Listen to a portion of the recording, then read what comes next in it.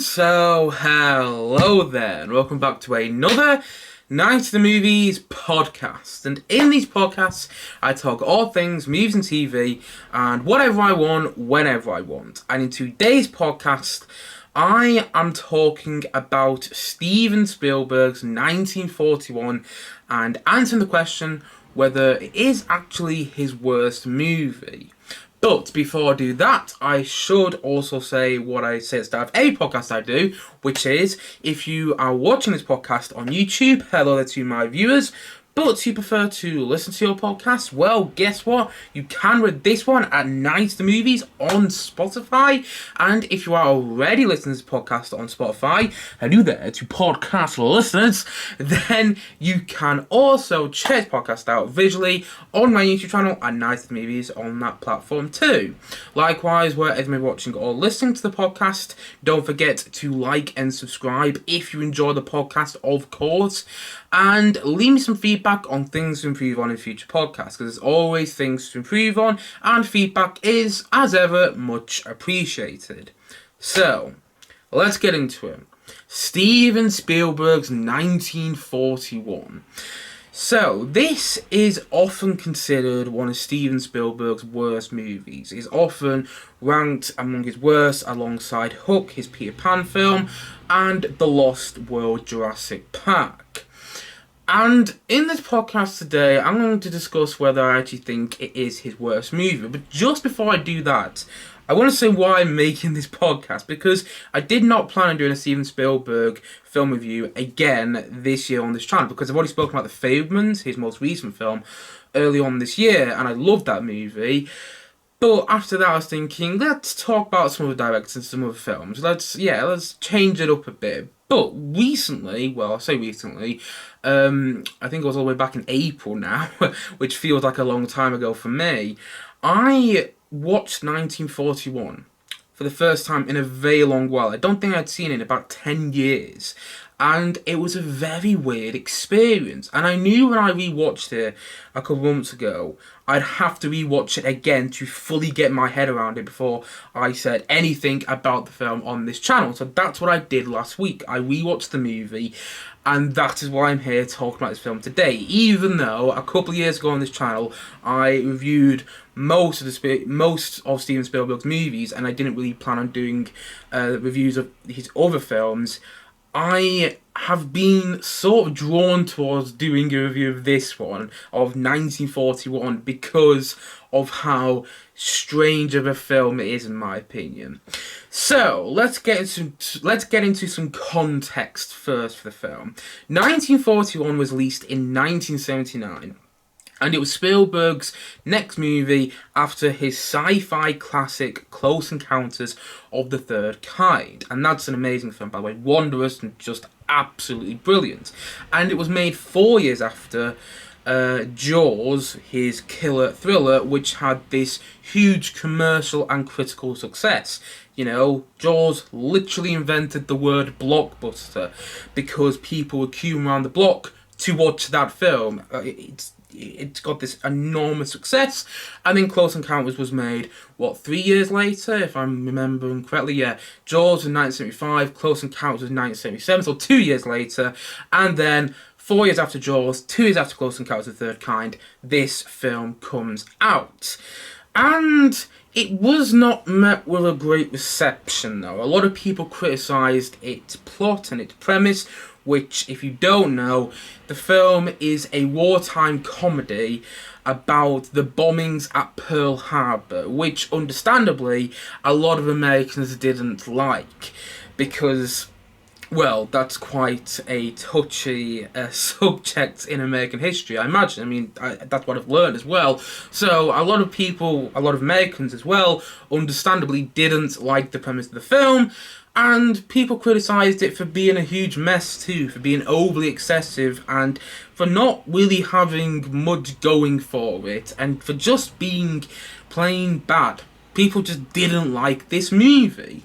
Nevertheless, according to Wiki, so do take this with a grain of salt because this is Wikipedia I'm reading this off, but nevertheless, according to Wikipedia, the film was still a box office success, and it received belated popularity after an expanded version of the film aired on ABC, with subsequent television broadcasts and home video reissues raising it to a cult status. I didn't actually know that until I read that on Wiki yesterday when I was preparing for this podcast today. I didn't actually realise that this film has somewhat of a cult status.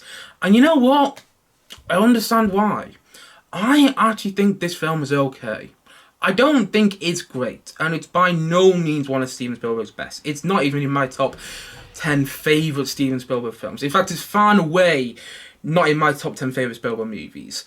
And it's got a lot of things wrong with it. It's dated, to start off with. It's really dated, and at times it feels like a carry-on film mixed with Steven Spielberg, and not in a good way whatsoever. And I just say here, I'm not really a fan of the Carry On movies. I've seen one of them because I had to watch it for university, and it was Carry On Girls, and I despised that movie. Like, I loathed it. I loathed Carry On Girls. I hated it so much, and I have no intention of ever watching a Carry On film ever again. And so all the Carry On similarities that I found with 1941, I didn't really like either, and it is just a huge mess, and it's overly excessive. There are things that happen in this movie, and you're sitting there and go, why? I don't understand what this film is trying to do, and it feels way too long, but in actuality, it's under 2 hours, and yet it feels longer than, say, The Fabelmans or, say, West Side Story, which are both 2 hours and a half, Spielberg's version of West Side Story at that, and it's not really a good movie, but I like it. And the reason I like this film is because I'm a Spielberg fan. And when I watch it, I get some enjoyment out of it because of all the Spielberg references in this film. Like, there are references to his early movies. I mean, the film literally opens with a parody of the opening of Jaws, even to the point that Chrissy, who we see going for a swim at the start of Jaws, is back in this movie going for another swim, and it's the same actress. It's the same actress that we see at the start of Jaws, we see here going for another swim, and it parodies the opening of Jaws. In the opening of Jaws, Chrissy takes a swim, and she's eaten by the shark, and then in the opening of 1941, Chrissy's taking another swim. We hear that John Williams score again, the exact same John Williams theme, the bump, bump, bump, bump, bump, bump, bump, the exact same John Williams Jaws theme, and Chrissy's taking a swim, but this time she's caught by a Japanese submarine. Spielberg is parodying himself, so we get that at the start of the movie. There are also, though, references to Spielberg's later films. Like, at one point, there's a reference to Jurassic Park. Yet this film was made in 1979, and Jurassic Park didn't come out till 1993. And yet, there's one part of the movie which I would argue is a reference to Jurassic Park. And there's even a bit of a reference to the original Star Wars movie, which had come out by this point, because A New Hope, the first Star Wars film to be released, came out in 1977, and this film came out in 1979. And I do think there's a little section of this film which is a nod to the trench run in the original Star Wars movie. And there are plenty of nods, though, to Spielberg's later career in this film, which is why I enjoy it. It's not a great movie. It's by no means really a good movie either. But there is a certain enjoyment to have with this film, I think, particularly if you're a Spielberg fan, because you can notice all those references, and it does still have that Spielberg magic as well. I think the worst Steven Spielberg film, and I should say this here because I do not think, by the way, I do not think this is the worst Steven Spielberg movie. I do not think it is. I think the worst Steven Spielberg film is by far and away Always, which came out in 1989 and stars Richard Dreyfuss, Holly Hunter, and John Goodman. That sounds great. Just those three cast members involved, it sounds great with that movie. And Steven Spielberg directing, and it's a film about aircraft, about forest fires, what I can remember. But it sounds so good on paper. but it's so bad. It is dull. It doesn't have any life to it. It doesn't have that Spielberg magic. The John Williams score is pretty forgettable in that film. I mean, I know the theme to Always. I listen to the music to Always occasionally on Spotify, but that's just because I'm a huge John Williams fan. So, of course, I'm going to do that. But, you know, I guarantee you most people don't know the music to Always. I can guarantee you that. And the film is just, it's such a tedious watch too. And spoiler at the end of the movie, although it's not really a spoiler if you don't understand the context, but Richard Dreyfuss basically shows up as a Force ghost at the end of Always. It's literally like George Lucas had an outtake of Richard Dreyfuss doing a Force ghost, playing a Force ghost for the end of Return of the Jedi, and went, oh wait, we can't use that in the movie. Hey Steven, do you want this for your film Always? Yeah, sure, why not? It literally shows him as a Force ghost at the end of that film. And it is just terrible. But I don't think 1941 is terrible, though. I think 1941 has some legitimately good moments. I mean, yes, it's got a lot of bad things about it, don't get me wrong, but it has its moments.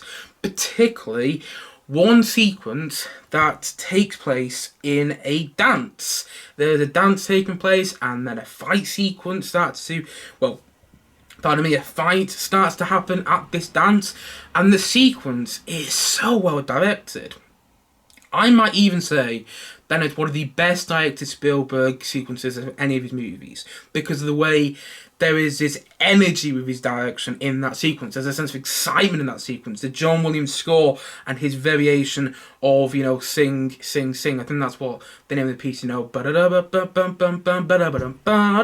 a variation of that from John Williams in the sequence. And there's some life, there's a bit of magic in that sequence too, and the way it's edited, I just think works so well, and that sequence is so tight, and you can see where Spielberg got the inspiration for the nightclub brawl sequence towards the start of Indiana Jones and the Temple of Doom, and the sequence that takes place in the diner between Mutt and all those other, whatever they are, students towards the beginning of Indiana Jones, the Kingdom of the Crystal Skull. If you remember what sequence we're talking about, I'm not going to be surprised if people don't, because Kingdom of the Crystal Skull isn't a particularly memorable film, but nevertheless, you can see where Spielberg got some of the inspiration for the second and fourth Indiana Jones movies in this film, in that sequence. And actually, I think this sequence that I'm talking about, the sequence happens in the dance with the fight, the sequence that happens with the fight at the dance, I think that is far better than the other sequences I was just talking about in the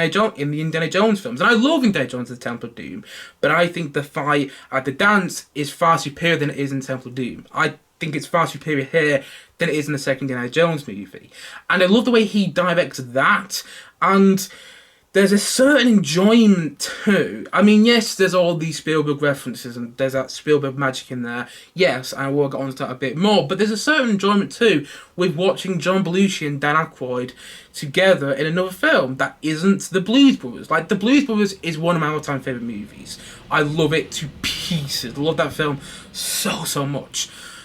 And I haven't myself seen John Belushi and Dan Akroyd in anything else otherwise. So I think they're on SNL together, although I'm not really familiar with SNL too much. But they're together in this movie, and John Belushi is really funny to watch. I mean, I don't think the dialogue is given is that funny, but he's funny, if you get what I mean. And the same with Dan Akroyd. I don't think the stuff Dan Akroyd was given to do in this movie is that funny, but he's funny, and I love him from Ghostbusters as well, so I love watching them two in the film. John Candy's in this film, young John Candy, and I think all the actors in the film, all the performers, give a lot of energy and trying their best with the parts they're given. I don't think they're given much to do, but there's a certain energy with the cast in the film, which I enjoy, and going back onto the whole thing with Spielberg, there's a lot of Spielberg trademarks in the film, which I really like as well.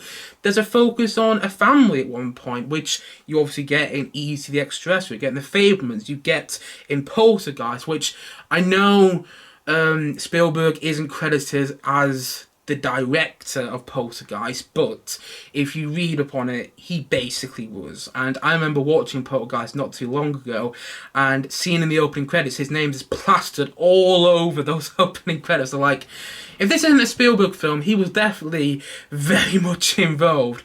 And there's a focus on family that you get too in, what am I trying to think of, you get that a bit in Hook as well. So yeah, it's clearly a Spielberg film with a focus on family. There's also a focus on neurotic males, which you get obviously in the Indiana Jones films, you get in many other Spielberg movies, particularly Catch Me If You Can. And you know, in this film, the neurotic male is John Belushi's character.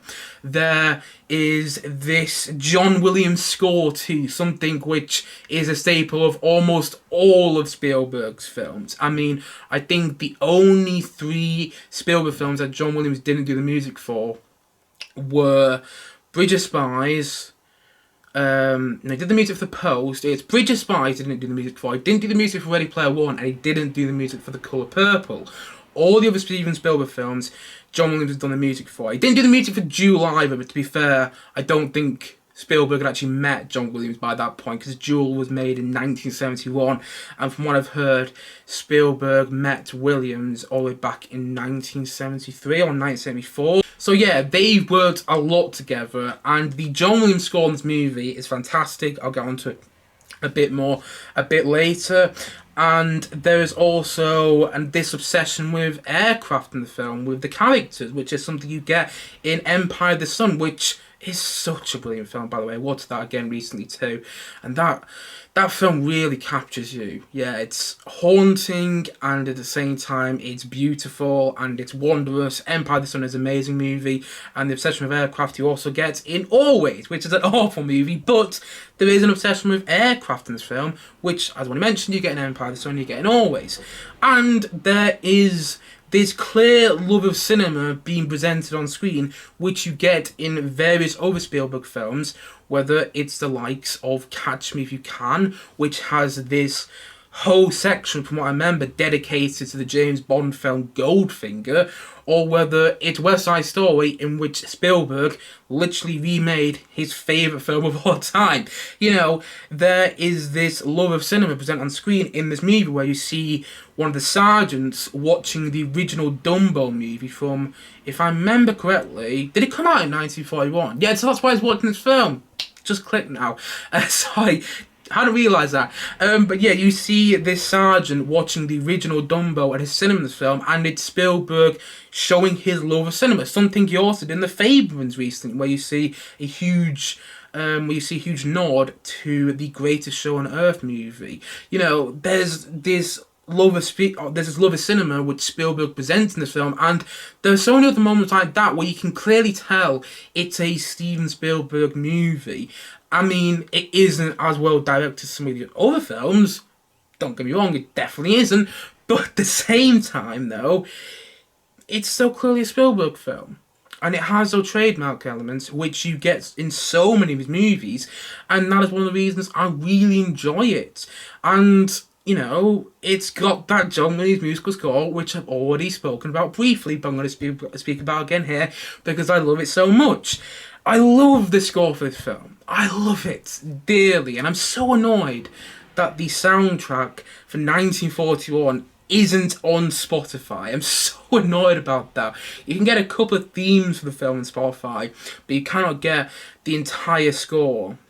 And that's really annoying, because I do think this is a really good score. You know, say all about the movie, love it, hate it, whatever. But the thing is, it's not got a bad score. I think the main theme for the film, the march, the 1941 march, is brilliant. You know,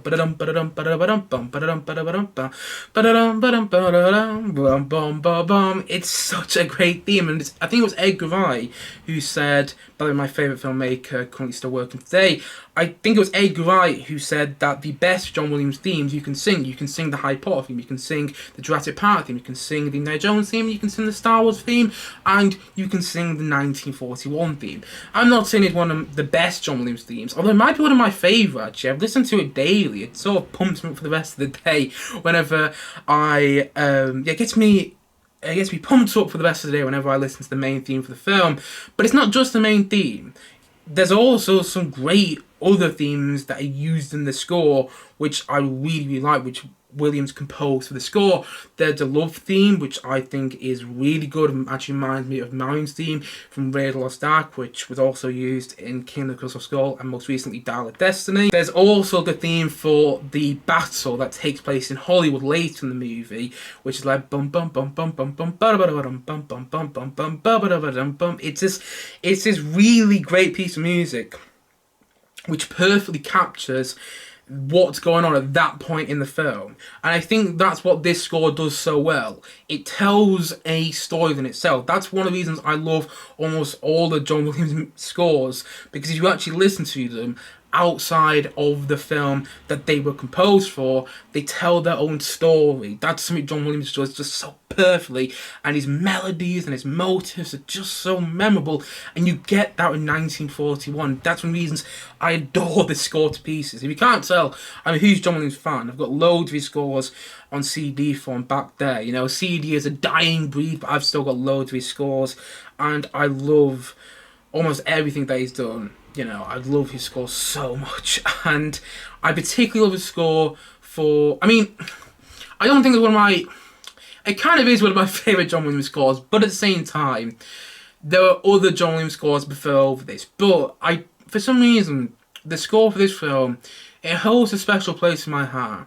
Maybe because I listened to it so much growing up. You know, I didn't remember the film too much growing up, even so I saw it like when I think I was like 10 when I saw this film for the first time. But even so I didn't really remember the film too much growing up, I still listened to the score continuously. And yeah, I think it's got a really great John Williams musical score. And, you know, it's a fun film to watch because it has all those references to Spielberg movies, as I've already mentioned, and there's a bit of Spielberg parodying himself in this film. And I do think it's an okay movie. That's not to say that it doesn't have problems, though. You know, one thing I haven't spoken about and how far I'm into this podcast, I'm over 20 minutes into this podcast and I haven't spoken about the film's problems, really, at all yet. But the film does have a lot of big problems. It is silly. It is a bit too silly at times. It is way too over the top. You know, there are parts of the film where you're sitting there and thinking, I'm sorry, was Spielberg just given all the money in the world to do one of this movie? Because, right, this isn't really a spoiler because if you haven't seen the film, it won't make any sense anyway. But, right, there is a moment in the film where a tank gets completely covered in all these different colours of paint. There is, and he goes and he drives into this paint factory, and it's just, you're watching it going, wait, why was that important? And the answer is, it wasn't. There's a part of the film where John Belushi crashes this aircraft, and it's just this big scene it doesn't really need to be. And there are moments in the film too where this Ferris wheel rolls off into the ocean. There's another moment where the tank that I just said was covered in paint goes into the ocean too. And at the very end of the film, on top of all that, at the very end of the film, we see the house that this family that we've been following falls into. And you're watching it and you're going, why did that have to happen? There is no reason, plot-wise, why that had to happen in this film. And it is overly excessive. You're watching it and you think, was Spielberg given all the money in the world? And from what I've heard, this film went over budget and this film went over schedule. They were shooting this film far longer than they intended to. And I'm not surprised why. There's lots of storylines going on in the movie, and there's way too many storylines. You know, I quite enjoy the John Belushi storyline because it's him. I don't mind the family storyline because I think that's got a bit of that Spielbergian element in there, and I don't mind the Dan Akroyd storyline too. Everything else I can kind of live without in this movie, if I'm being honest. Everything else just doesn't really work, and there are way too many storylines going on in the film, and it is very messy. And the plot, I say plot in inverted commas by the way, the plot is, well, it's pretty much forgotten about halfway through the film. Yeah, the plot after a while just becomes completely non-existent, and the second half of the movie it just feels like a bunch of SNL sketches that don't really hold together. There is not really a coherent structure going on in the second half of the film. Just a bunch of things keep happening. And there's one sequence in particular in the film which really, really annoys me. The Japanese, and there's a Nazi as well, they've captured this American citizen and they're waiting for him to have a poo. I forgot the reason why, and I didn't care about the reason why when I was watching the movie. That whole sequence, that whole small storyline in the film, only goes on for like 10 minutes at the most. But that whole sequence in the film really, really frustrates me. And I don't like that whatsoever. And it doesn't have that tightness in the directing that the best Steven Spielberg films do. The tightness that you get with the directing in Raiders Lost Ark, in Indiana Jones and Last Crusade, in Jaws, in Spielberg's version of West Side Story, in Catch Me If You Can, and in the best Steven Spielberg movies. It doesn't have that. It feels baggy at times, like Spielberg just left the camera on and gone and have a cuppa elsewhere. Honestly, you know, you could probably do a metaphor, and it's like... it's like with Jaws and Close Encounters, Spielberg was on a bit of a leash. He is this dog and he's on a bit of a leash. And then with 1941, it feels like Spielberg, the dog, has got to the dog park and has been let loose. And the leash is nowhere to be found. That's what it feels like. And I don't mean that in a good way whatsoever. It's like Spielberg let loose and just told, do whatever you want. And at times, it's really... It's hard to watch because you're sitting there going, I'm sorry, why is this important? What am I meant to be thinking here? Is it meant to be funny? Because I don't really find that funny because, as already mentioned, the second half of the film feels a lot like a bunch of sketches put together. But the thing is, though, the sketches aren't really that funny. You know, the comedic sketches aren't really that funny in the second half of the film. A lot of the comedy doesn't work, and the comedy that does work isn't because of the script. And it's got so many moments where it feels way too silly as well. It doesn't really have an ounce of seriousness in there. And you don't really care too much about the characters. At times it feels really unengaging. And you don't really get invested in anything. And you don't really care too much about anything. And the whole film is just one giant mishmash of about 50 different storylines. That's what it feels like. But I still enjoy it because I am a Spielberg fan. I am a Spielberg fan and I enjoy this movie because it still feels like a Spielberg film, no? And I do think there's some legitimately good elements that came out of this film. Some actual good elements, pardon me, some actual good things that came about because of this movie. As already spoken about, another great John Williams musical score. And John Belushi and Dan Akroyd working together in this film, and that was probably the reason that Spielberg had a cameo in The Blues Brothers, which came out a year later. You know, I wouldn't be surprised if Dan Akroyd and John Belushi came up to Spielberg whilst he was directing on set, and they said, "Hey, do you want to come and do a little cameo part in the film we're about to make in The Blues Brothers?" And Spielberg did. There's a little cameo role that Spielberg has. It's only like 30 seconds long, but he pops up as a little cameo role in The Blues Brothers, which I found it really funny when he did, by the way, because you're watching the film and it's just all leading up to this one moment, and then Spielberg pops up and like, is that Spielberg? Oh yeah, it is Spielberg. Anyway, yeah, I enjoy that cameo, and I think that happened because of this film. And I think the Blues Brothers turned out as well as it did because of the reception to this film as well. Like, don't get me wrong, I'm not happy that I'm not happy that this film got received the way it did, because I don't actually think it deserved the reaction it did myself. But I am also happy about it, though, because if this film didn't get a negative reaction, I think the Blues Brothers would be far more incoherent and messier. But I reckon John Landau, who directed Blues Brothers, who was also friends with Spielberg for a while, they fell out after something that happened on the set of The Twilight Zone. But, and I'm not going to get into that now, look it up if you don't know already. But anyway, yeah, John Landau was friends with Spielberg when this film was being made, and that might be another reason that Spielberg had a cameo in The Blues Brothers.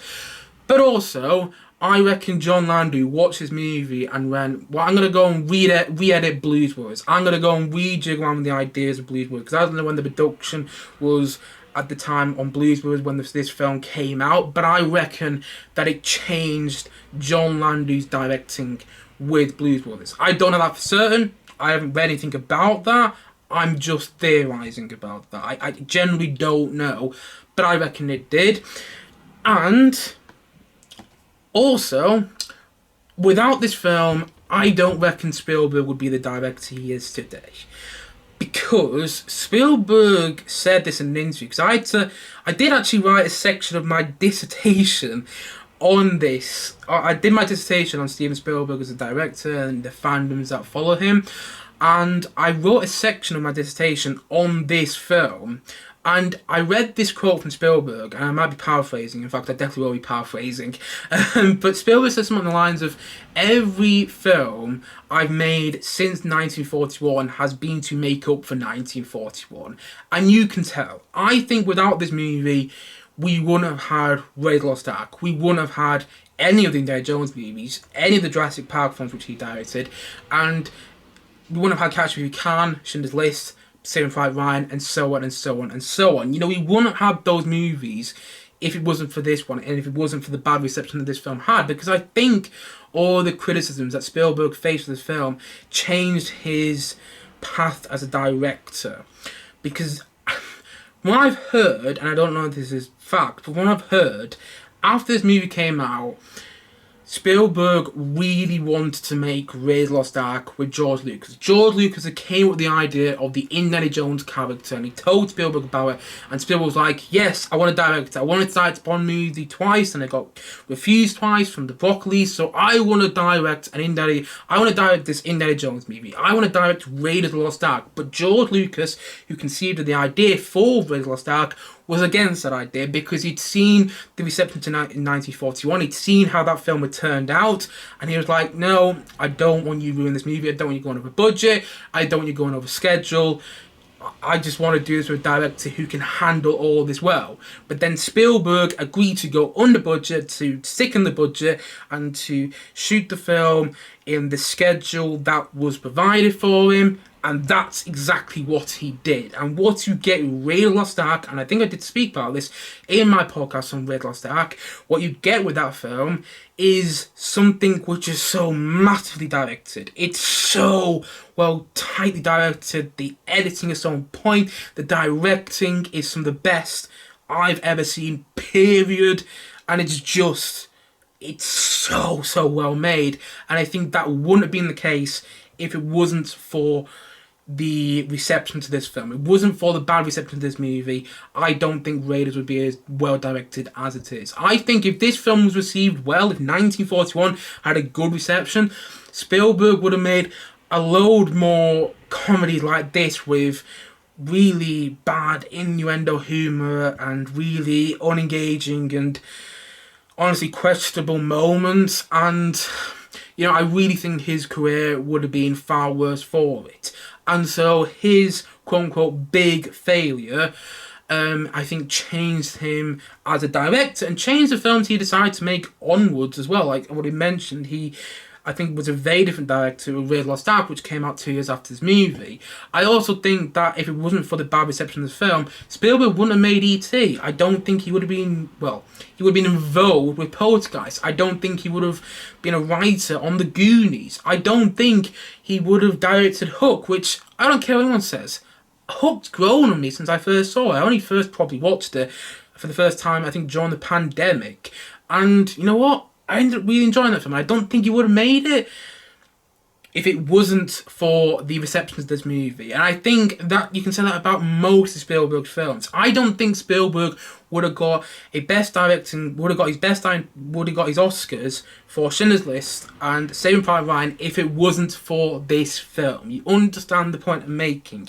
I think the reception of this movie, although yes, it was obviously disappointing, it obviously would have been disappointing for Spielberg at the time, I think it changed as a director and for the better. I think without this film, Spielberg would not become the director he is today. And that is one of the reasons I think that this film is also great, because, and there's another good thing that came out of it. We got the Spielberg that we now know and love. At least most of us do, you know. Not everyone's going to love Spielberg, and that's totally fair, but it's a Spielberg that I know and love. I don't think I would have got some of my favourite movies of all time if it wasn't for this film. You know, Indiana Jones and the Last Crusade is my favourite movie of all time as of today. Some days it's Empire Strikes Back, but as of today, Indiana Jones and the Last Crusade is my favourite film of all time, and I don't think would have got that if it wasn't for this movie. Same with Jurassic Park, the first Jurassic Park film, which is one of my all-time favourite films. I don't think would have got that if it wasn't for this movie. And I don't think would have got Catch Me If You Can 2, which is another one of my favourite movies, which is my top 10 favourite films, if it wasn't for this film.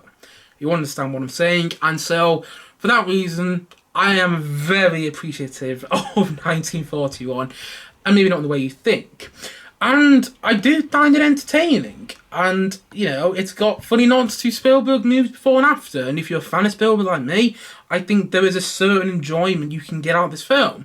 I will say, if you are a fan of Spielberg's movies and you haven't seen this one, it's near impossible to get it.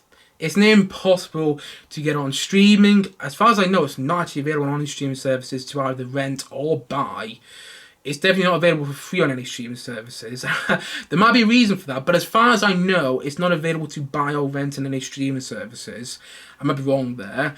But it's also very difficult to get on DVD, particularly in the UK, because we're region 2 in the UK, and so, you know, there's lots of complications. And I do have it on DVD in the UK, but my dad got it, and I didn't get it. I don't know how he got it, because I tried looking up this, I tried seeing if I could get it on Amazon not too long ago, and the price for it was extortionate. So, yeah, I don't know how easy and how accessible it will be to actually watch. For all I know, it might be on YouTube. I just don't know. But the point I'm making is, this is not an easy film to find. I think there's a reason for that.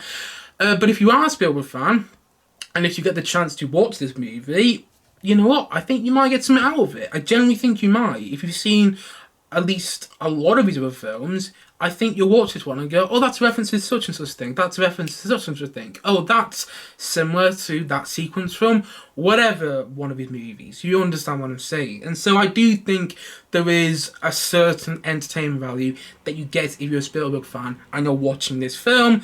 And I don't think it's dull either. I don't think it's a boring watch. I mean, there are definitely some questionable moments in the film, and at times it's a strange watch, it's a giant watch. You're going, I'm sorry, Spielberg, what was actually the intention of this film? Like, there are some moments in this movie where, like, if I ever, well, it's never going to happen, but if I ever sat down and watched this film with Spielberg, I would have to pause and go, what were you thinking at this moment? But, you know, there are moments like that, but it's not dull, which is something that's really positive about it compared to what I think is Spielberg's worst movie, Always. Always is dull. It's so bad. And by the way, he made Always, which is what I think is his worst film, the same year he made Indiana Jones and the Last Crusade, which is what I personally think is his best movie. Which, I mean, just shows you how versatile of a director he is, I suppose. But yeah, I don't think it's dull. I don't think 1941 is a tedious watch. I think there's actually enough entertainment in there for you to, if you like the film or if you go with it, to actually stick with it, if you get what I mean. Right, so this is an add-on. One thing I forgot to mention when I was doing this podcast earlier today was whether I actually think this is one of Spielberg's worst movies. Because I do mention this in the podcast, I think. I do think I say, I'm not sure if I've already said it by this point of the podcast, by the time I've added in this add-on or not, but I might have already said it already, whether I actually think this is one of Spielberg's worst movies or not. But the thing is, though, after I finished recording the podcast, I went outside and I cleared my head and thought, you know what, it probably is one of Spielberg's worst movies. But that's saying something, because even the film I think is his worst movie, Always, I still think that film has some watchable elements to it. I don't think it's a terrible, actually I do think it's a terrible movie, but it's still watchable. And I do think some of his other lesser films, like Indiana Jones and the Kingdom of the Crystal Skull and War Horse, still have some good elements to them. I'm not a fan of either of those films, really, but I like the ant fight sequence in Kingdom of the Crystal Skull and the parts of War Horse, which I enjoy too. And so, even though I do think they are much lesser Spielberg films than, say, the likes of Jurassic Park and Catch Me If You Can and so on and so on and so on, I still think they have good elements to them. And that's the same way I feel about the likes of Hook, the BFG, his version of the BFG. What was the one I thinking of just then? I forgot, it slipped out of my head. That's it, the Terminal. You know, the BFG, the Terminal, Hook, and even the Sugarland Express, I think are lesser Spielberg movies, but still have some really good elements to them.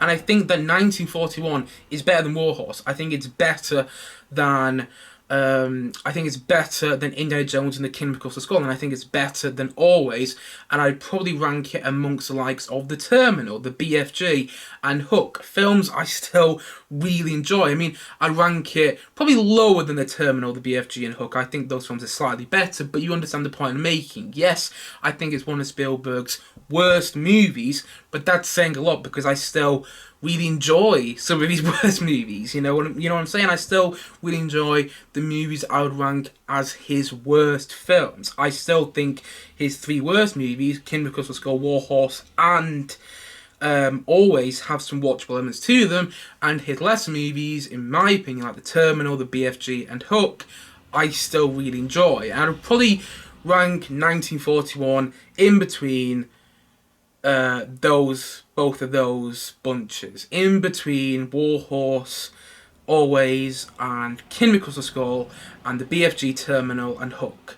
I'd probably rank it in between both of those categories, both of those groups, if you will. So yes, I do think it's one of Spielberg's worst movies, but that's saying a lot, because I still think it's good. Anyway, back to the podcast at hand. I can completely understand why some people wouldn't like this film, especially if you're American. I understand why a lot of people have problems with it, and why some people consider it Spielberg's worst movie alongside Hook and The Lost World Jurassic Park. Although, side note here, I think Hook is a wonderful and delightful film, and I think The Lost World Jurassic Park is so intense and so brilliant, and one of the best sequels ever made. I don't care what anybody says, love that film to pieces. But, you know, I understand why some people rank it amongst Spielberg's worst movies. But I think it's okay. I think it's okay. I mean, it's dated now, and you do have to take that into account when you watch this film. Because, as already mentioned, and I haven't really gone into what I'm talking about, but there are some questionable moments in the film, which I don't really want to talk about in this podcast, but there's some moments where you're like, really? Yeah, that was, I don't think that was fully thought through. And there was some moments in the film where you're shocked about what's going on because it doesn't really work, like I've already mentioned. That sequence involving the Japanese waiting for this character to have a poo, and it doesn't really have that infinite rewatchability that the best Steven Spielberg films have. You know, one of the great things about Jurassic Park and any Indiana Jones movies and Jaws and Catch Me If You Can, and, you know, almost all of Spielberg's movies, his best movies anyway, they have this infinite rewatchability about them. I don't even know if that's a word, rewatchability, but you understand what I'm going on about. They're all infinitely rewatchable, and you don't get that about 1941. Saying that, I've seen it twice over the past couple of months, and if it was on TV and I came across it, you know what, I'd probably watch it. It's one of those films I probably would watch if it was on TV, but then saying that, I wouldn't have gone my way to watch it. Like, I would probably go on my way to watch Jurassic Park or Jaws or Catch Me If You Can, you know, but I wouldn't have gone my way to watch 1941. I just watched it if it was on TV and I had nothing else to do. So yeah, it doesn't have that rewatch value that some other Steven Spielberg films do, and it isn't nearly as well directed as other Steven Spielberg films such as Red Lost Ark. Although saying that, it's not badly directed. You know, for a comedy made in the 70s, I think this film actually has some really good directing and some sequences which are helmed well and actually have some coherence to them. I don't think the film is coherent overall, but some of the sequences in the film are coherent in my opinion, and, you know, there are a lot of things wrong with the movie. It's silly, it's over the top, it's overly excessive. There are moments when I'm like, I'm sorry, was Spielberg just given all the money in the world to do whatever he wants? And I could completely get why people don't like this film. But I do. I enjoy this movie. I don't care what anybody says. It is fun. And sometimes that's all it needs to be. If a film is fun or entertaining to watch, then it's doing something right. It has to be doing something right. Even if it's messy, but it's still enjoyable. It's still enjoyable then. You understand the point I'm making? Anyway, as I mentioned, I don't think this is Spielberg's worst movie. I really don't. I think his worst film is Always, which he made in 1989, and I think this film does have that Spielberg magic, particularly in the film's sequence, in a sequence in the film which takes place with a fight and a dance. I think that has a bit of that Spielberg magic in there, and I think there are many moments in the film which have some of that Spielberg magic, where the John Williams score marries up to the Spielberg direction and in a really entertaining way. And I do think there are parts of the film where if you're a Spielberg fan, you can admire and get something out of it. You know, if you're a Spielberg fan, there's inside jokes in there. That's what I said, there are inside jokes in this movie. But at the same time, if you're not a Spielberg fan, then maybe don't watch this film. Maybe don't watch this movie, because it might not be for you. However, I can't lie. I enjoy it. And, you know, I think it's okay. And I think it's entertaining.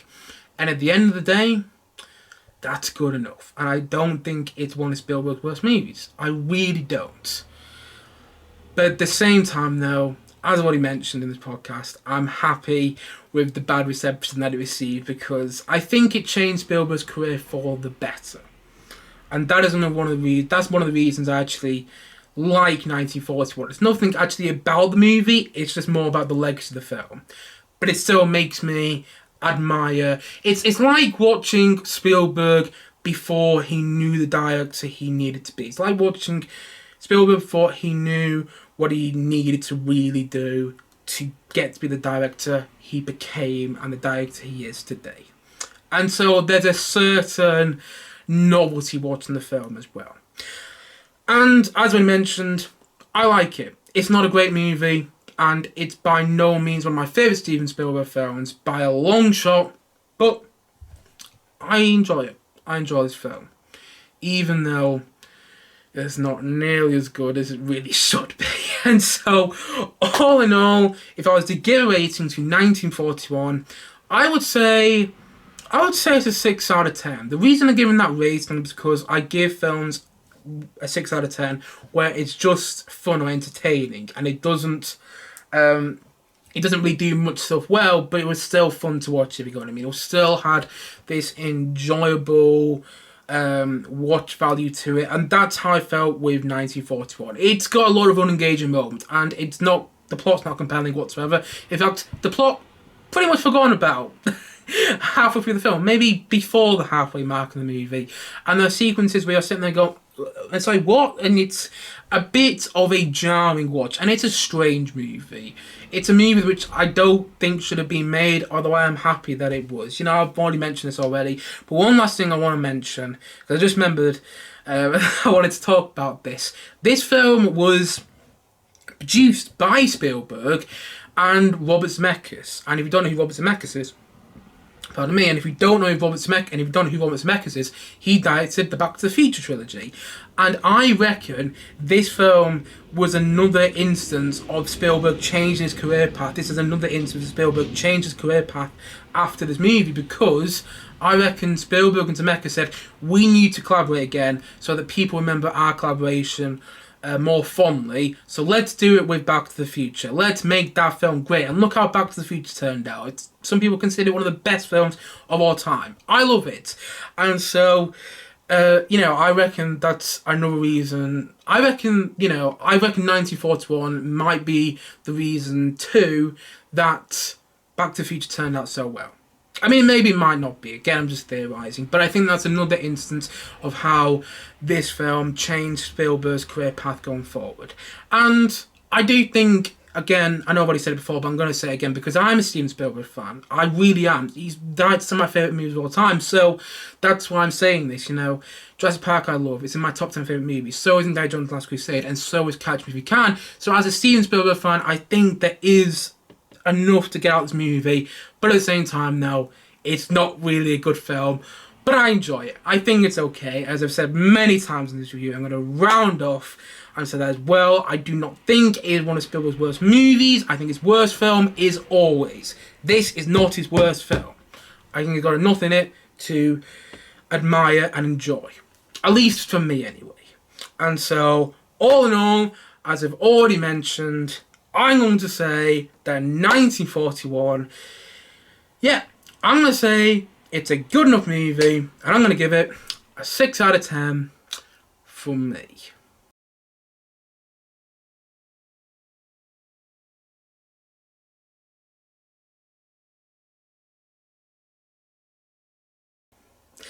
Anyway, guys, that is it for this podcast today. Whew, let's see how long I've been going on for. I've been going on for over 45 minutes, and I've almost going on for 50 minutes. Man alive, I ramble on. I really do. Anyway, if you've been watching or listening to this part of the podcast, thank you so much. And if you have seen 1941, please do let me know your thoughts on it in the comment section below, because I'd love to hear what people thought of the film, whether they enjoyed it or whether they hated it. I'd love to hear what people enjoy, whether people enjoy this movie or not, because it seems like a bit of an anomaly in Spielberg's career, and I do think it's also the point that he actually changed direction in his directing path going forward. But still, yes, if you've seen 1941, let me know your thoughts on it in the comment section below, and if you haven't yet, please do click down below and like, subscribe on this podcast, and look forward to many more podcasts coming very, very soon on this channel. Thank you as always for watching or listening, and I will see you guys again soon, but bye for now. Bye.